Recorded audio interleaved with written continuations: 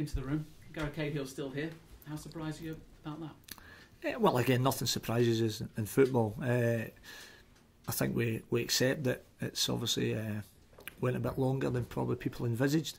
I mean, I think that's 2 weeks ago now that as a football club we agreed the fee with Chelsea, and then it's obviously up to Gary's agent and Chelsea Football Club to conclude those deals, and obviously Gary himself, and really that's where we are, James. So I think it's fair to say there will come a point that you either have to agree that it's going to be done or it's not, and then you draw a line in the sand. So again, I think we'll see what happens in the next few days and take it from there. What do your instincts tell you though? Do they tell you he won't be playing here at the end of January? Well, Mark, I mean, you can never second guess.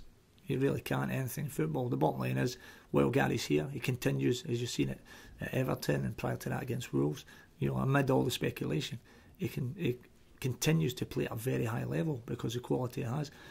Popped up with the winning goal at Goodison, as you know, on the back of a terrific performance from the team. And so while he's here, Gary will always give his very best, and that's the way we'll continue. I mean, his levels have been good all throughout his time at Bolton Wanderers, but this season he's hit his richest vein of form when everyone's talking about him and saying he's going. Well, I think it's fair to say in the last few games he's been at a very high standard, there's no doubt about it, and he has to continue to do that because for a number of reasons, one for himself and equally two for his teammates, the boy that he works with every day.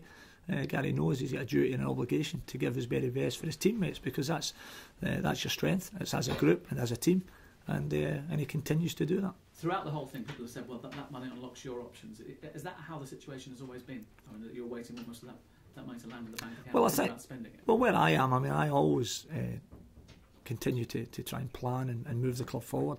And whether Gary was to stay or go, that won't alter the targets I have in mind for trying to bring him to the football club. Whether that comes to fruition for a number of reasons, as we know, can always be difficult.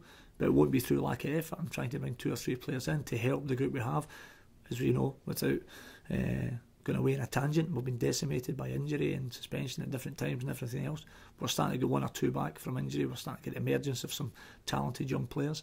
And so if I can add certainly the 2 or 3 I want in the January window, it will certainly help the whole group. Without labouring the point, and then labouring the point, does that 7 million give you more options than not having that 7 million, or whatever the figure might be?